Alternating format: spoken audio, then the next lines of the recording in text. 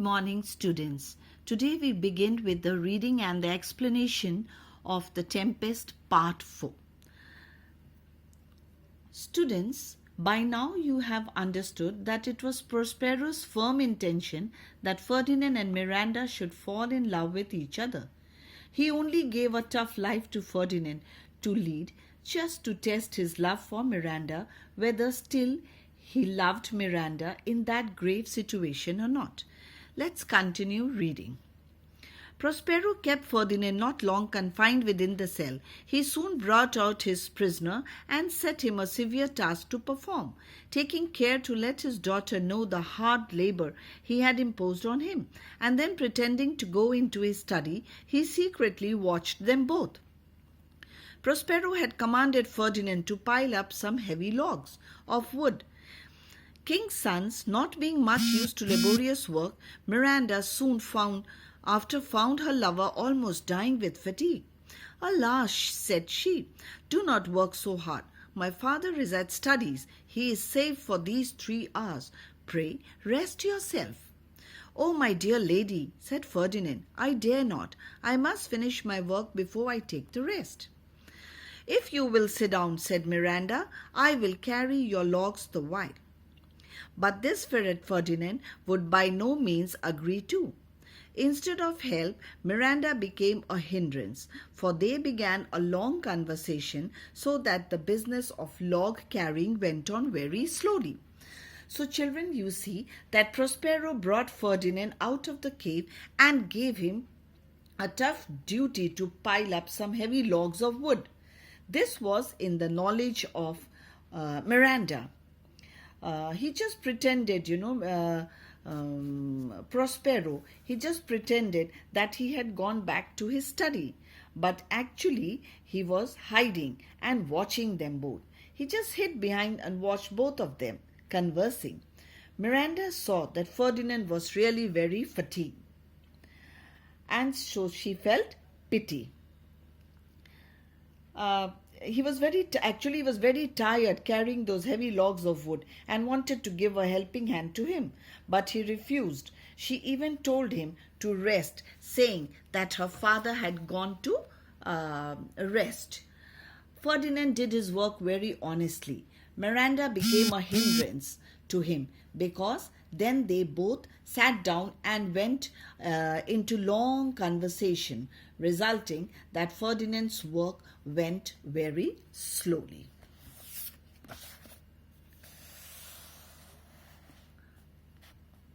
Prospero, who had enjoined Ferdinand this task merely as a trial of his love, was not at all into his books, as his daughter supposed, but standing by them invisible to overhear what they said.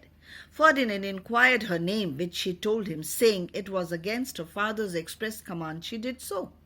Prospero only smiled at this first instance of his daughter's disobedience, for having by his magic art caused his daughter to fall in love so suddenly, he was not angry that she showed her love by forgetting to obey his commands. And he listened well pleased to a long speech of Ferdinand, in which he professed to love her above all the ladies he saw. So children, we see that Prospero hid and listened to all their talks. Ferdinand asked Miranda's name, which she told him in spite of her father's instruction not to tell him. Prospero had actually through magic made them to love each other so soon. Therefore, he just smiled at Miranda's disobedience of telling her name. He also heard Ferdinand saying that he really loved Miranda above all the other ladies, all the other women. Children, rest. We will continue in the next video. We are back again with the explanation of the Part 4, The Tempest. We have learnt that Prospero watched all the conversation of Ferdinand and Miranda and came to the conclusion that they both really loved each other. Now let's begin reading. In answer to his praises of her beauty, which he said exceeded all the women in the world, she replied, I do not remember the face of any woman, nor have I seen any more men than you, my good friend, and my dear father. How features are broad, I know not, but believe me, sir, I would not wish any companion in the world but you, nor can my imagination form any shape but yours, that I could like.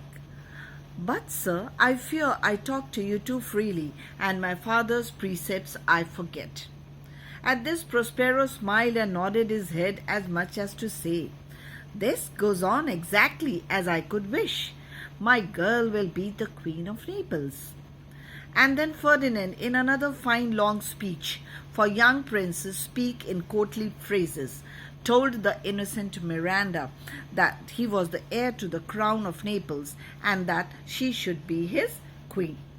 "Ah, sir," said she, "I am a fool to weep at what I am glad of. I will answer you in plain and holy innocence. I am your wife, if you will marry me." So when Miranda heard all the praises and appreciation about her beauty, she told Ferdinand that she had never seen any other woman in her life and a man apart from him and her father. And further she said that she liked only him and no one else. She spoke to him freely against her father's commandments or principles. Here, children, precepts means the principles or the teachings. Prospero was very happy as things were working as per his plans. That is, Miranda and Ferdinand were really in love with each other, and Ferdinand had declared that he was the heir to the crown of Naples, and Miranda would be his queen. And Miranda also, she revealed her wish to be his wife. That means she accepted his proposal to marry him. Miranda also was the happiest person, and finally she gave her consent. Let's continue reading. Prospero prevented Ferdinand's thanks by appearing visible before them. "Fear nothing, my child," said he. "I have overheard and approve of all you have said. And Ferdinand, if I have too severely used you, I will make you rich amends by giving you my daughter.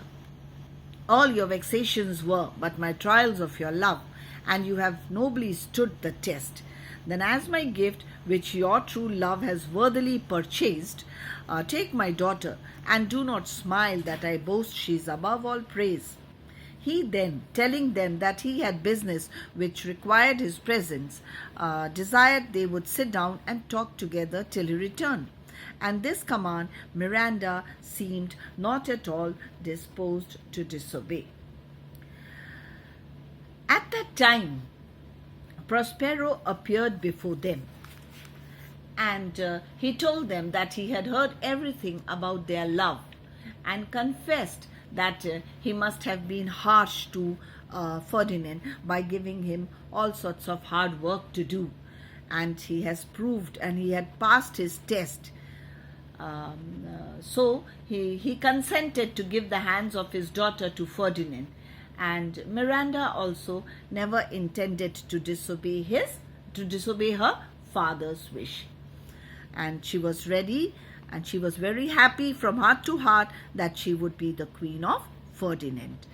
So we stop here, children. Do revise your work. Have a good day.